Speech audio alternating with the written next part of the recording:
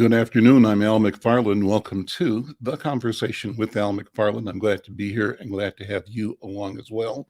Today is Friday, March 17th, 2023. I guess it's St. Patrick's Day for a lot of people and just another day for the rest of the world. However you celebrate or not, just hope your day is going to be a productive and a good day. I can say that I just left another meeting that I hosted. It was a meeting of the Minneapolis North Side Urban Coalition, and the topic was on the impact of substance abuse, particularly opioids and addictions. And I'm a little unsettled by the gravity of the conversation. So if I sound a little bit not riled, but whatever, I'll attribute it to the discomfort that discussion placed in my heart and in my mind right now. So that's a disclaimer. We're going to have a great program. And what's wonderful about Friday is that we call it the Healing Circle, just what I need. And I'm pleased to be in community here with my leader and friend and healer in chief of our community, Dr. Bravada Garrett-Akinsanya. And we should be being joined by our colleague, Dr. Oliver Williams, as well momentarily. But today we want to talk about something that's equally, challenging and concerning to all of us. And that is how our children are handled or how they experience being detained. And one of the articles that we lead this discussion with is an article about Florida, talking about how mental health struggles can get a child detained. Before we go into that, however, I want to open with the protocol, the Healing Circle. Dr. Bravada, good to see you, my friend. And let's talk about how we do this healing business on Friday as an in community. Thank you so much. It's good to see you. Bye-bye, Al. Every Friday when we have this precious and what I call sacred space to be able to acknowledge our culture, our land, we spend time before we even do anything to acknowledge our past and our present, as well as the hope it brings for our future. So today on Friday, we start this healing circle, and it is if we're in an African-centered environment. We see ourselves, although not in a physical room together, we envision ourselves as being in a circle of our community.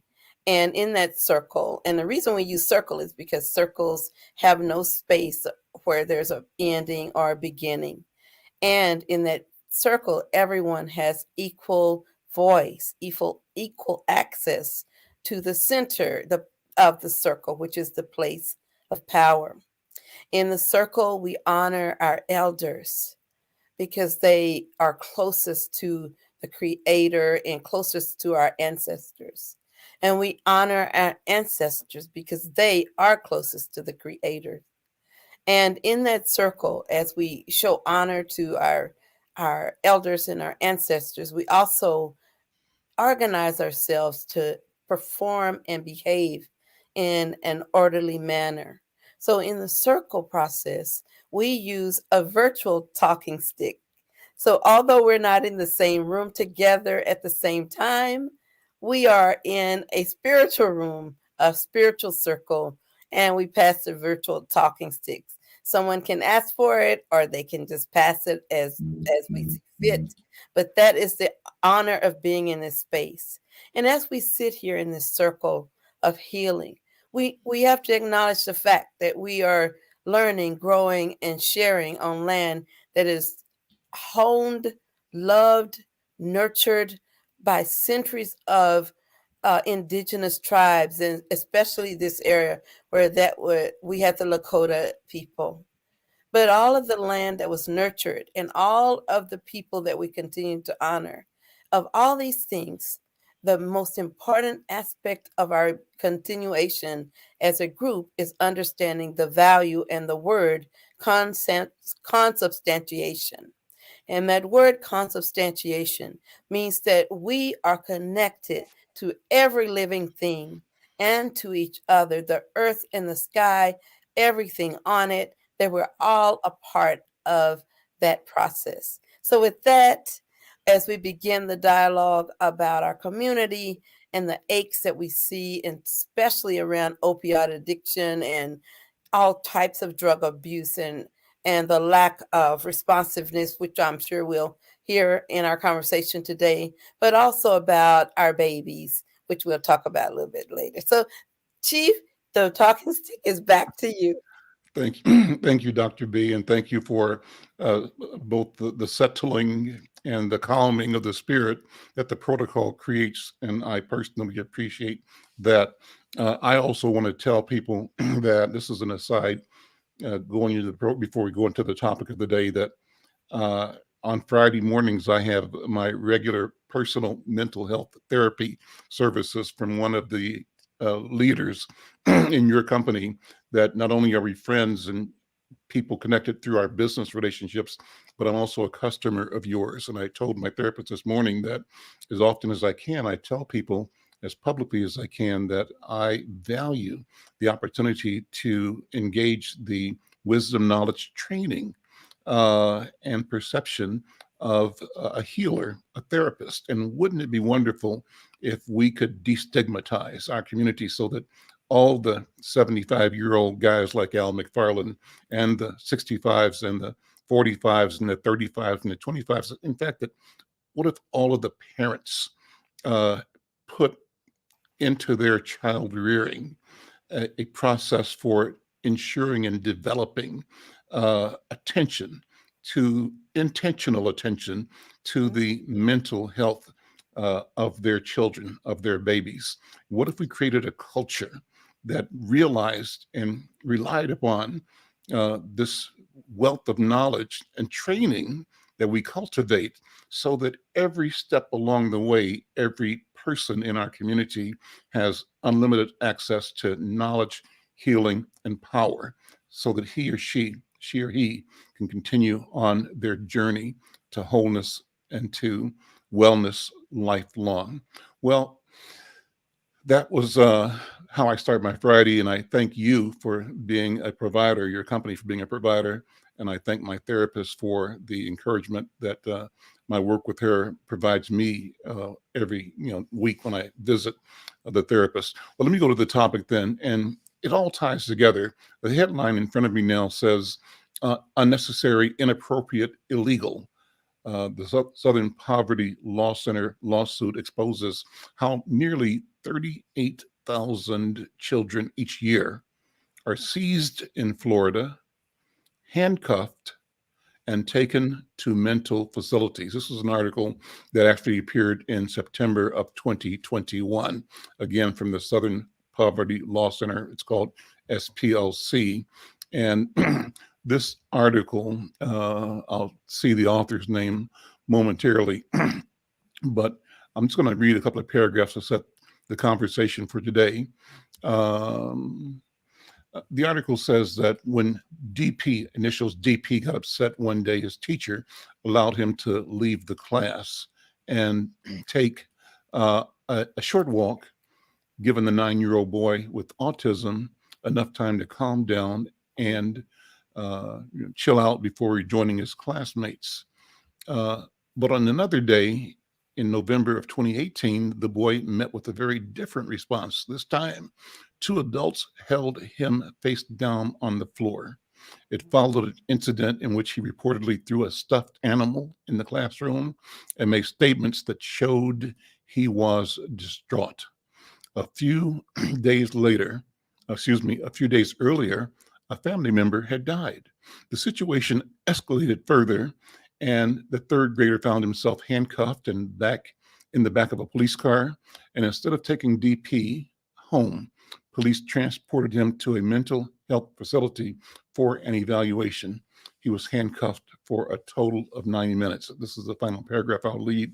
Sadly, many other children in this Florida school district and across the state have been subjected to similar traumatic experiences. In fact, the use of the Florida Mental Health Act, also known as the Baker Act, which allows police officers with limited or no mental health training to subject children and adults to involuntary psychiatric examinations has become so common that people who are detained under the law are said to have been Baker acted.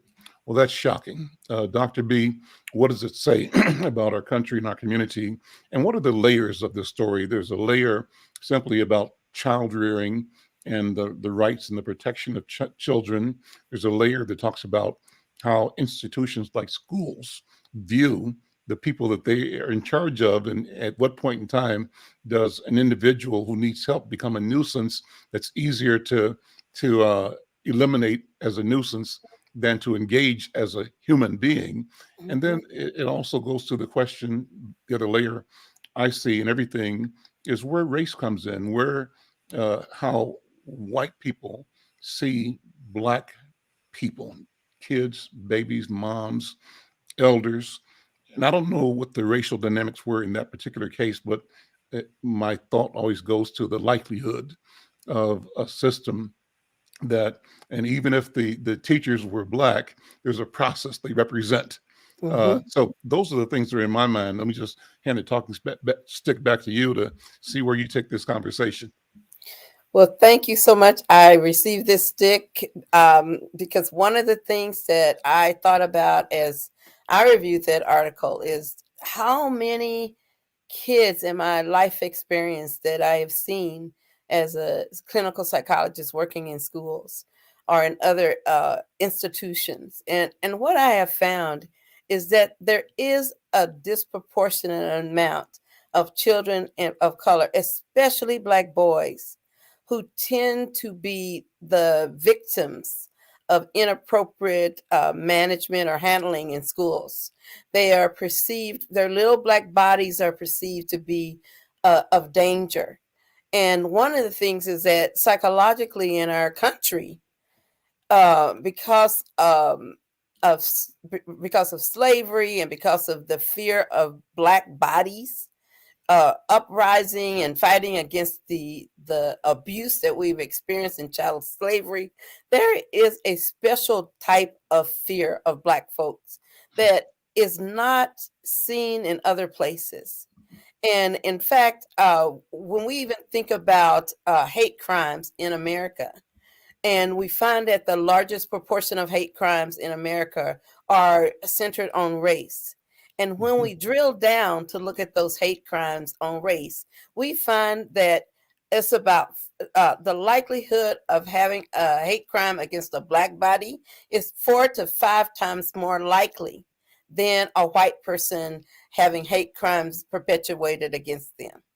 So our babies, they go to school in an institutional setting from which people are honed to believe that acting up or violent behavior is a sign of danger in kids, and they misinterpret things children do instead of understanding children. So when I hear that a child throws a stuffed animal, that's not a big deal to me. Who's he going to hurt with the throwing the stuffed animal, the giraffe across the room? Who's he going to hurt? What it is telling us is that the child is hurting. And instead of responding to the pain and looking at it as a wellness issue, I say that a lot of school districts, a lot of institutions put our children on the jail track. I call that the jail track instead of seeing it as an illness or seeing it as an emotional issue and putting it on the well track. And so what we know is that schools are the number one place that refers children for CPS. It's the number one place that will call a police officer for an unincorrigible child. And schools are the basis of holding these institutions. And so when you talked about it, it usually starts from schools. I can tell you right now, that's where they begin. They will put a child throwing chairs around.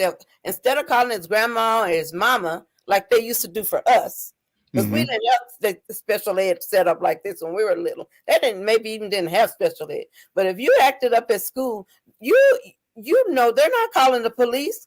they're going to Right. call somebody who what you perceive as being bigger and badder. They're going to call your mama. So Mm-hmm. if your mama or your big mama has to come to school, I'm telling you, that's a consequence that you don't want to see happen. But now instead of that, they call police officers. And they even have those in-school officers who are part of the fabric of the school. And their job is to, quote unquote, control the children. So we have a mentality now against Black bodies, no matter how small, that they are they're dangerous. And we even see people seeing children that way, that they don't, when children get where they're acting out aggressively, we have different holes we are taught to do, and different supposed to be de-escalation techniques that are supposed to be implemented. But if you have 3 or 4 grown people on one child, I don't know how they can call that a de-escalation. That's an escalation in the problem, because now their child is being ganged up on and not even understanding what happens, especially an autistic child or a child with any kind of mental health challenges where they need special handling and they don't need aggression. So that's my feeling about it. I can give you the stick back and see what you think. Well, Sherilyn LaChapelle was on with me a couple of days ago, and we talked about this thing of how institutions treat our children. But before we started with that conversation, I used a hot topic for that day. It talked about the fact that not Johnny Cochran, but what's the brother that is now, we call him the Attorney General for Black America, Crump. Brother Crump, Ben Crump, was doing an announcement in, I think it was in Tennessee, about a family whose son, 25 years old, was being detained by law enforcement officers, and who had him handcuffed and bound face down and killed him like they killed George Floyd. And so, the thought in the conversation was that we thought that the George Floyd and Breonna and all those murders were so egregious, and that now that we've had a chance to look at them, that the people in authority would be less likely to do those heinous acts against our people. But it's not so. It's still going on. So the question becomes, to your comments about the fear of a Black body and the retribution against us for being Black, right? How do we deal with that? That's one question. But to bring it back to the schools and children, one expects that a school, I think you told us this in the last session, should be a place where children are protected, they're nurtured. But that's not always the case with our children. And you just said that most of the referrals to the police department of our children come from schools. So then let's look at the purpose of schools, and of which schools. I think growing up, you and I grew up in segregated communities where we had Black teachers who, from our point of view, cared about us, loved us, nurtured us. And as you said, if we were acting out, they called your mama, your grandmama, your uncle, and you were in trouble. But there was a sense of bonded community, shared accountability, and the overall objective was to support proper, righteous behavior in you and a future, in community. And then we went through the experience of shifting from schools in our neighborhoods, or the integration that placed us in the company of people who were upset that we existed, or that our existence challenged their sense of who they were. Let me say hi to Michelle Madison, who's joining us almost daily. Thank you, Michelle, for watching the program. Any comments we appreciate. And also want to shout out to Nicole Williams, who's joining from Georgia. And let me ask you both, if you have a question or comment, don't hesitate to put them in the chat. We want to involve you in the conversation. And thank you again for being here. But Dr. B, what do we do? Talk about schools, as you mentioned, when they work for us and when they don't. Yeah. From a mental health perspective. Yeah, I'd like to talk about that because my mom, I don't know if I told you or the audience in the past, my mother taught school for 44 years. And she began teaching in a one room building where every corner had a different grade level. So they'd have the little kids on one corner, the high school kids, junior high, elementary, she had them all in these different corners of this one schoolhouse. And as she taught during those years and we began to integrate, I noticed that one of the things that she did that was different than what I see today is she began to show us demonstrably that all children were her children. Mhm. Suddenly, we didn't have to just share her with Black kids. We had to share her with Latinx kids. We didn't have any Asian kids in Texas at that time, white kids. But what we did find is that when teachers treat children in their classrooms as if those are their own children, then better decisions are made. And when they see children as the other, or less than, poor decisions are made.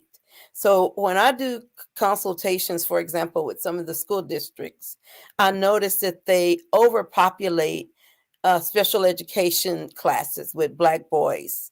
And I went to visit one that was in one of the richer areas of our state. And they had me to consult because they wanted to look at diversity, equity, and inclusion. So as I went out, I spent the whole day going from classroom to classroom. And I noticed that at one point, a white teacher, had three students sitting on the lab uh, table, and she asked them to get down. Well, none of them moved, but she called the Black young man to sit down. The other two white boys were sitting there and she didn't say anything. So I made note of it, and I pointed out to her that when she chose to do correction, she used him as the example, and those boys still sat on the chair, and then finally one of them got off on his own and sat, and the other one joined him. I went later on that day to the special ed room, and the special ed room was populated by about 4 or 5. It's a self-contained room, which means that they don't go to other classes. It was Mhm. filled Mhm. with about 6 or 7 Black children. 5 of them were boys, one was a girl, and one little white boy who apparently had autism spectrum disorder. Mhm. And so at the end of the consultation, they asked me, I told them I'd give them feedback at the end of the day. So I met with them and I said, the thing I'm most concerned about is your special ed classroom. And then you could hear them just gasp, like, oh, she's fixing to say we're racist. She's going to say we're racist. And I decided to do a new thing. And I said, I am sure I saw only one white boy when this school is populated mostly by white students. And so I'm just concerned about that special ed classroom. And they were getting ready, bracing. And I said, well, where are all the white kids who have special ed needs? Rooms fell silent. Mm. How can you have a school this big and you're meeting special ed requirements and you only have one white child in there? So what we have to do is engage courageously in these conversations with our brothers and sisters who are white and running organizations such as schools or daycares or after school centers like the Y.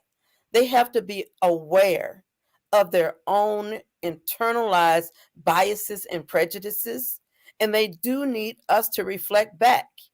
If we don't step up in those spaces, how are they going to have a mirror of the behavior that they're exhibiting that's inappropriate? So that's what I feel as a psychologist, that one of our roles socially and culturally is to, one, empower Black parents and parents of color to know you have a voice.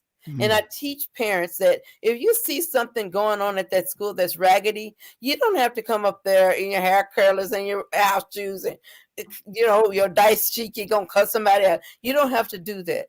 Simply write a letter, Mhm. send it to the school, certified mail. Mm. Tell them my child is being mistreated, and this is what I want you to do about it. And I can tell you from consulting in those schools, and don't just drop it off. Like I said, send it certified, so they have to sign for it. Mm-hmm. And it will go straight up to that principal. And after that, they will be watching your children like they're Sasha and what's the name? Malia Obama. Obama, that's right. They'll watch your children, and they'll make sure that they're safe. They'll watch out for them because they know you're watching. That's right. That's right. Well, as I'll take the talking stick back, as you were speaking, it's uncanny, but not that what you said about observing the classroom in that suburban white school is exactly what Shirlene LaChapelle said. I was asking her story, her path, her growing up in Chicago. And she said that she remembers she was a swimmer at swim class, and maybe an English class after the swim class. So she came into the classroom maybe a few seconds after the bell rang. So she was late. And as she walked in, the teacher, who she declared was racist from the beginning, challenged her, stopped her, and told her that she would not accept her coming into her classroom after the bell rang. And she should leave and go to the principal's office. So Sherlyn said, "What about these two white girls behind me? They were in the swim class too. And it just takes that much more time for us to come out of swim and then come back to class. And that's why we're late." She refused to leave. But what that story is the same story of why they stack all of our children into special ed, and then they excuse. And they do it in a way that's demoralizing and confirming the privilege of white people and confirming the second-class status of our people if we let them. What kind of message are they sending to us? You're sending a big message, about our place in their world. And they want us to know that it's theirs and not ours, that they make the decisions. And I think we have to resist and fight that. I was also reading something on Nubia. I talk about narrative in Nubia all the time.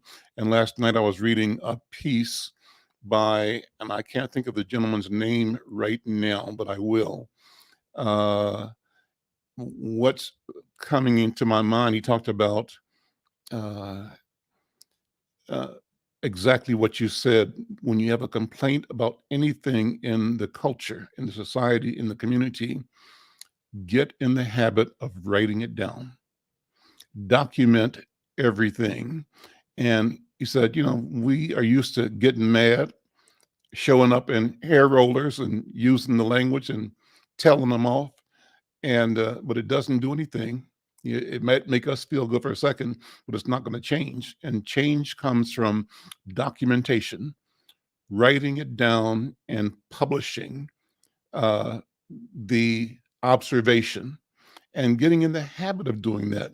And so the question is, how do we reacclimate ourselves to use the power of the pen and to understand that part of our mission on life is to document what we think, what we see, what we experience. In fact, so that reminds me that I've seen movies, for example, where I'm right now just in my mind's eye thinking about maybe a Chinese movie or something where at this time in the culture, the samurai or people who were learned had to walk around with a book, and they had to document everything they did every day. At any time, a superior officer to come and ask them for their book, and the book should be a complete journal of X amount of time. And why is that important? What would that mean for us if we were in the habit of documenting our daily lives? It's like keeping a calendar, really. A calendar is the same kind of thing. But what if we had an intention of saying to ourselves that what I do today is important? And it's important enough for me to write about it, to reflect on it, and to capture the highlights from where I stand right now of what I have done, what I have experienced, and what expectations I have therefore set for myself for the rest of the day, for tomorrow, and for the future.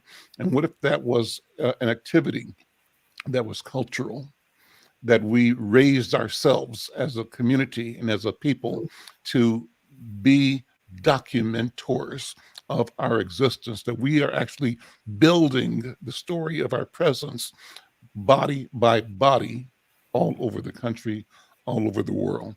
I'm just thinking out loud. Dr. B, I'm going to hand the talking stick back to you. What do you think? That's exciting to me because I think of us as the original historians and the original scholars. And I think of our story being worthy of notation.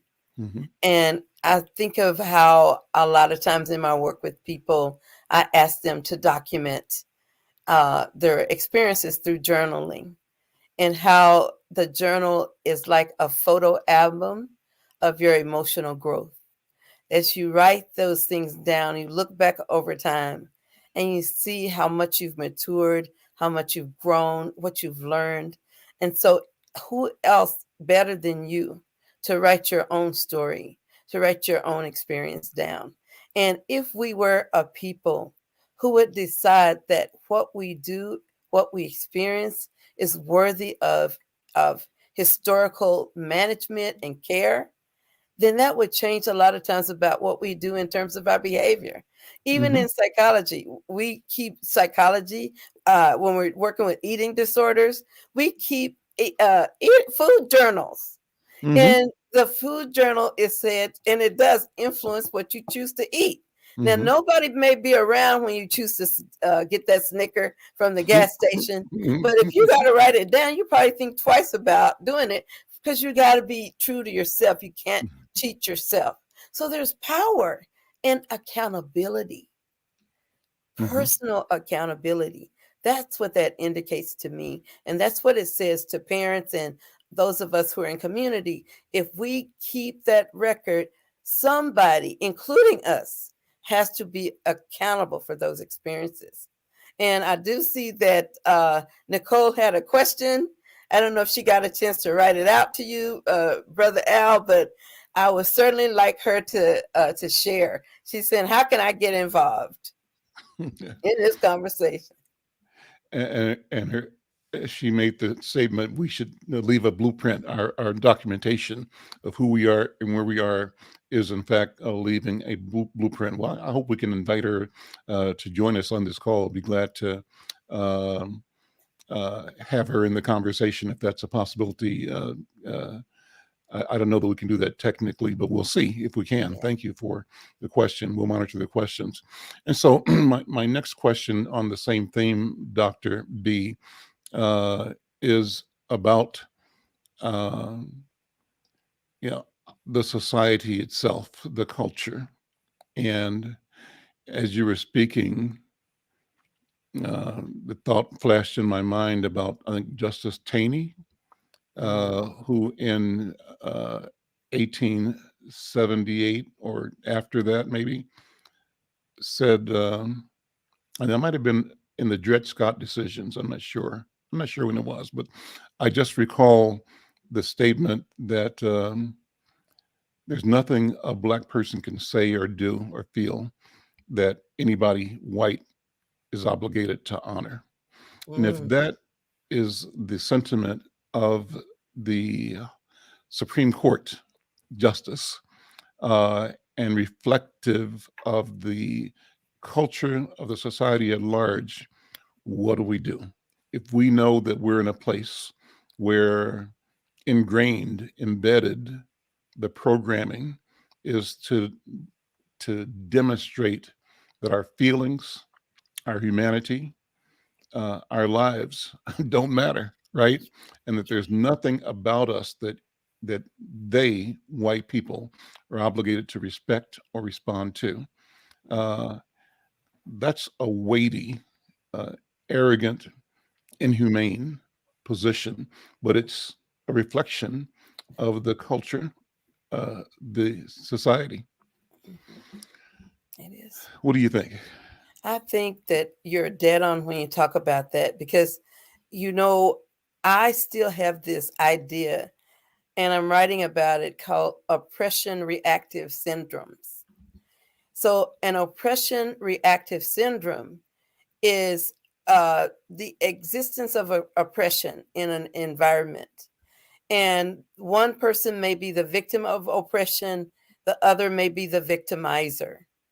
But in any case, if one becomes an oppressor, there is a psychological series of acrobatics that must take place before you can dehumanize someone else. And the primary criteria for dehumanizing someone else is to dehumanize yourself. So, as we talk about how society and white folks and folks in power with their white body supremacy choose to marginalize us, it's often because they have a fear of one, sharing power Mm-hmm. or relinquishing power.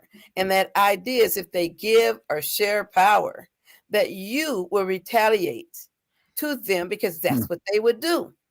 So expecting other cultures who are generally more interdependent, collectivist in value systems, communal in value Mm-hmm. systems, to become suddenly individualists and to become um, uh, power mongers over and over other people and situations. They're expecting us to do that, and I wish more often that we did use our power as a people in a more productive managed way.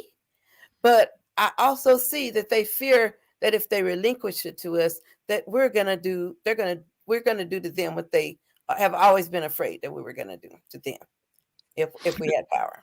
Is that a possibility? Do you think we would, number one? And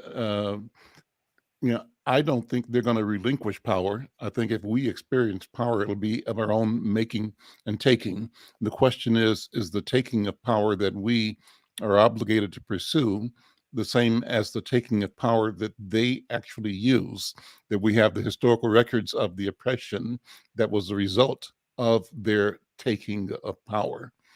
Can we take power differently? Is there a different scenario, narrative, possibility that is healing, restorative, humane, and moves not only our people towards our freedom and our being our best selves, but necessarily as we become our true selves, it demands and expects of others that they be selves they probably don't recognize right now. And it wouldn't be a retributed self, the victim retribution, but it would be an enlightened and opened and elevated self. Am I making sense at all? You are making a lot of sense, and guess what? That's where we are now.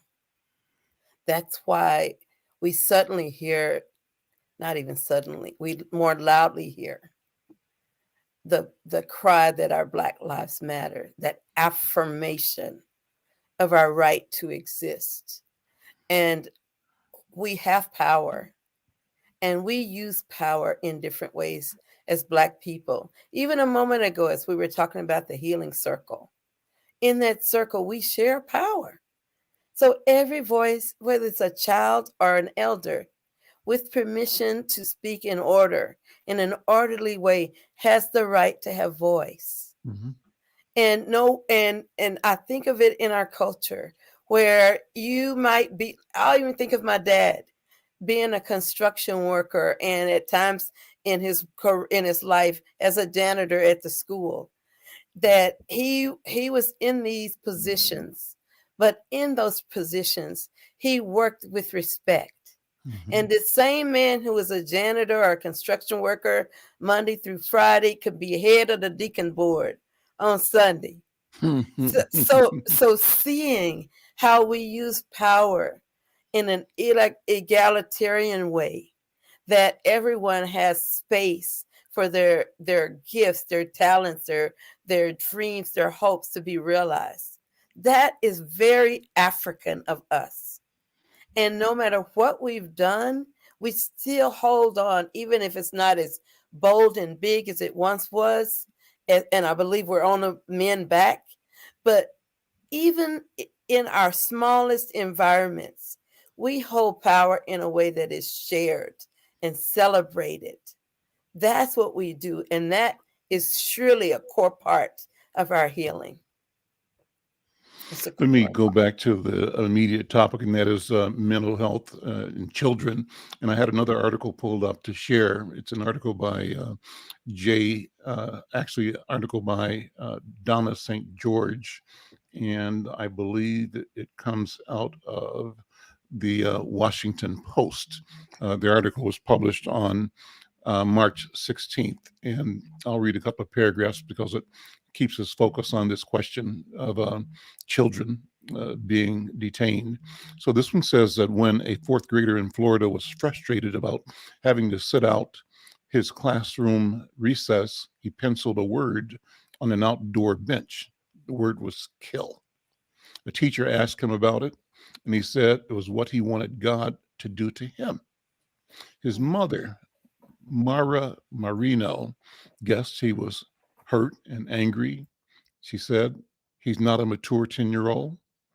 But soon, a sheriff's deputy who was working in the school stepped in using a controversial state law to order an involuntary psychiatric evaluation and confinement for up to 3 days in a mental health facility. Marino, who rushed to the school after getting a call about the incident, was stunned, pleading with the officer and asking to be with her son. The deputy drove away with the terrified boy, and Marino followed closely behind them in her car, watching her son stare out the back window, sobbing, his hand on the glass. How terrible. So the last paragraph, it says that every day in Florida, children and adolescents are involuntarily committed for psychiatric assessments under the Baker Act, a 1971 law. In fiscal year 2021, involuntary exams happened more than 38,000 times to children under 18, an average of more than $100, an average of more than 100 a day, and nearly an 80% increase in the past decade, according to the most recent data. The law is so deeply enmeshed into the state's culture that it's widely used as a verb, as in the 6-year-old was Baker acted. So that's back to that Baker Act again. And when I see and hear stuff like that, I made the mistake of saying $100, but the dollars came to my mind. Managing our children and our family and our lives is a business. And as I often say, too often, Dr. B, I believe that we get the misery, they get the money. In this case, the motive is not, from my point of view, and I'm not close to this, but I would guess the motive is more simply to create a processing and billing more than healing. Billing, not healing. Oof. And the beneficiaries of that process are white people who have no intent to acknowledge, affirm, or accept our humanity and our cultural identity, our cultural ways of knowing, because they perceive that to be a threat to their power and their knowledge. But they also see taking that position creates an opportunity for them to generate revenue. They get the money, we get the misery. What do you think? Oh my goodness. Billing versus healing. Hmm. You just talked about something that I think is so critical. And I think sadly that Florida isn't the only state that does it, but Florida tends to be a state that dehumanizes everyone who is culturally different. Mm-hmm. And I think it's really sad that our children are treated that way. Because even here in Minnesota, I had a young girl, 9 years old, who was being raised by her grandmother with other siblings, but she definitely had an anxiety disorder. The child did. And she would see her mother, who was a drug addicted person, on her way to school every day as she tried to get on the bus. And so kids would make fun of her. There goes your mama, your crack mama, and just had her always angry and upset. And one day she had seen her mother as she was going to the bus, and somebody said something, and you're just like her, or something like that. So she got on the bus and she started to argue with the young man. But then by the time they got to the school, she had already thrown some licks. And so next thing you know, she went in. Nobody had done anything yet. And she went into the classroom. I think they had breakfast or something. She went in and just threw some chairs. Next thing I know, she's 9 years old, not more than 70 pounds. 9 years old, in the back of a police car Wow. in handcuffs. And if they don't see that that's traumatic for a child, that's a real degree of ignorance and denial. And what that does for our kids being treated as commodities through these systems, whether it be child protection, the system of juvenile justice, these babies become commodities, and their racialized bodies become the stock that is traded on in these systems. And I do believe they are more motivated to do it, to lose the humanity of a Black child than one of a white child, because it's also not this is minimizing their fear because they're in control of you now, but it's being reinforced socially by finances. So there's just two good reasons to kick a Black kid out of class and to send them to the police system. Two good reasons. You don't have to fear them anymore. And then the second reason is you get some money out of it. And as you know, when we even went to the legislature just past week, when we talked about the fact that it takes about maybe $11,000 a year for a child to get mental health services and his or her parents to get mental health services, yet it costs over 200 and I think it was 40 or 240,000 a year to put one child in jail. And so when we look at that, I mean, do we want to spend 11 or we want to spend 21? Well, if you're the recipient of the 200,000, then you prefer that. But if you want to be safe in your neighborhood, you want a productive person who can pay taxes, help support you, help support everybody's wellness, then that cost, which is so much lower, is marginalized when you're the one profiteering off of the misery of the Black community. I wrote a piece some years ago, Dr. B, and I actually shared this in testimony at the legislature at that time.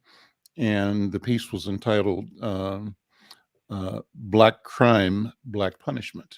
And the premise of the piece was that our communities and our people are portrayed, described, assigned the position of the problem, of criminal or of suspect or of however you want to call it.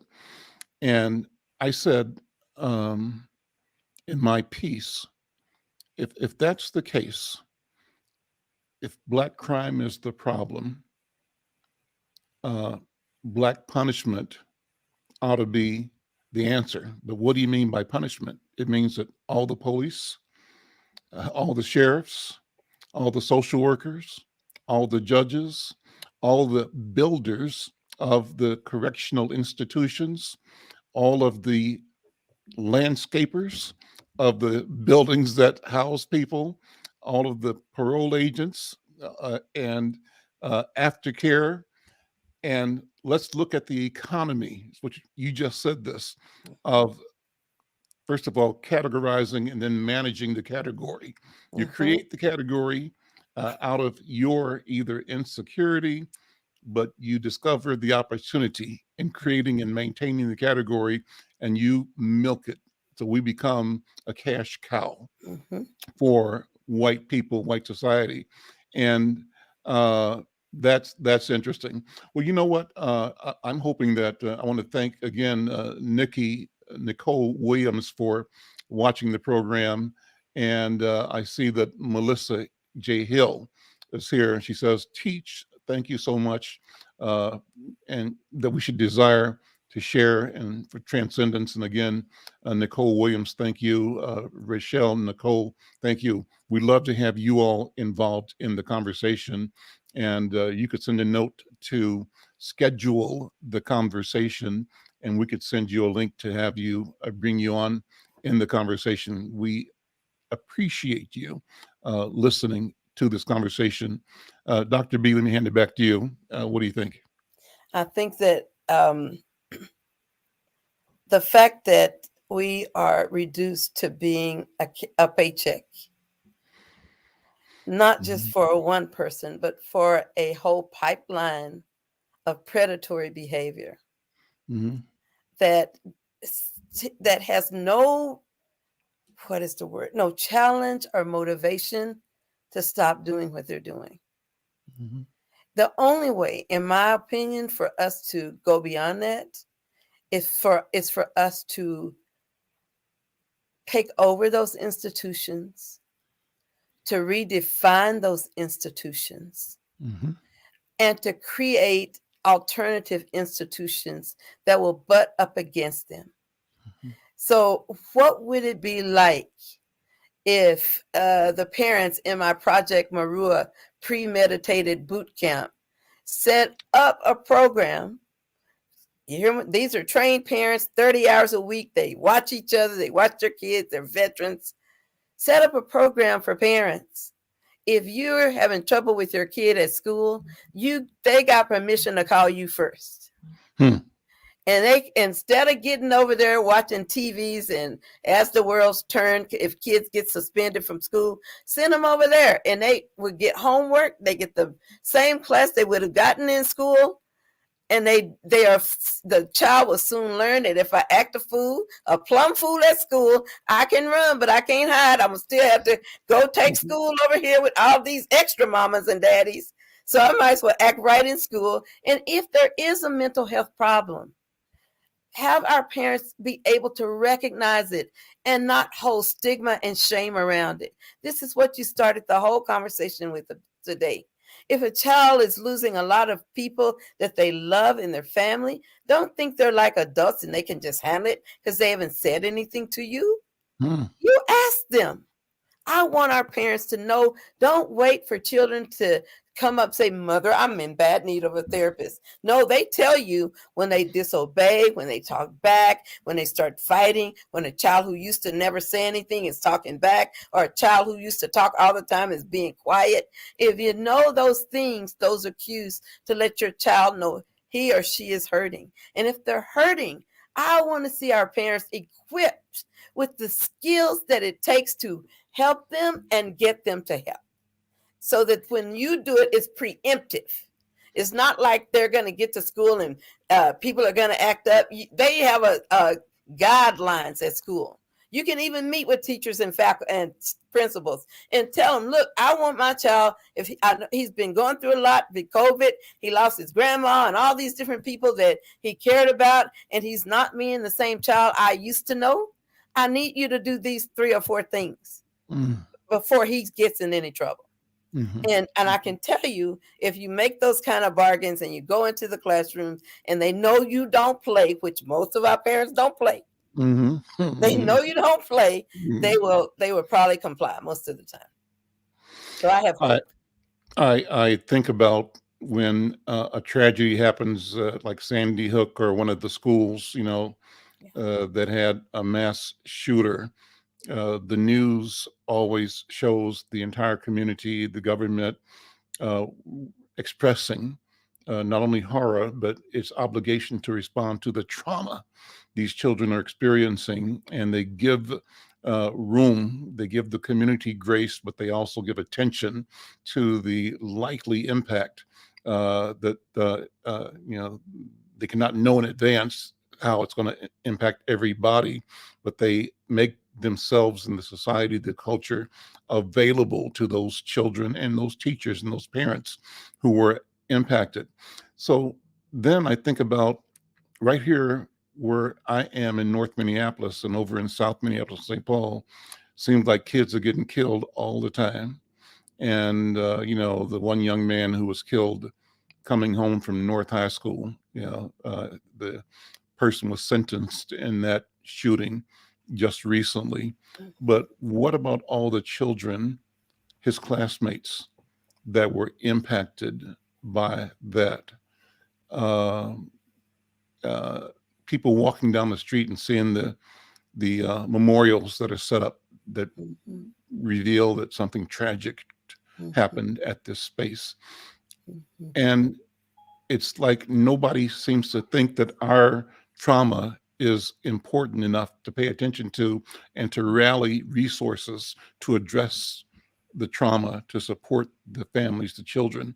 And so that's, again, the duplicity, the double standard. While as the doctors who spoke this morning said, this is why I mentioned in my opening remarks, the doctor from a Broadway Community Clinic, who's the director of, our president of the Minnesota, I think it's called, I might not be exactly right, but this is the sense of it, Minnesota Substance Abuse and Addiction group of physicians, right?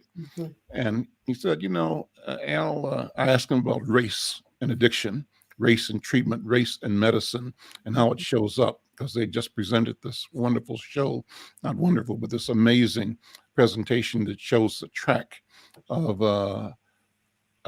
multiple escalation of the impact of fentanyl and opiate addictions, and how it is really crippling our community. Yes, it is. Hitting everybody, but destroying ours. And he said, well, Minnesota, I hate to say, is one of the best states in the country for dealing with opioid addiction for white people. That's the way he said it. But I'm embarrassed to say, and it pains me to say, that for Black people, Minnesota is the 50th state in the union. So, and that history of the disregard of Black people's lives shows up in every aspect of the society right here in Minnesota. It shows up in maternal,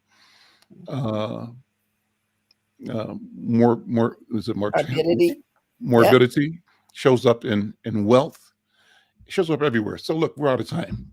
But this has been a good conversation, Dr. B. It's been a heavy day for me just in this information. I'm going to ask you to sort of close this out in less than a minute. I'll be happy to do that. Because what I wanted to say, as I listened to what you're describing this morning, hearing about babies dying and parents dying, and even knowing that at North High, they have school psychologists there from North Point. The problem is they're not doing a whole family. Our healing has to be in the family system, the whole family. And if anything, if punishment and hurt and harm is the price we have to pay, we've paid it, Brother Al. We've paid it through centuries of harm, centuries of you being used. It's time for us to be well. We have to claim it by any means necessary, and even if it means fighting ourselves. Dr. B, thank you. We'll see you next time. Take care. Bye-bye.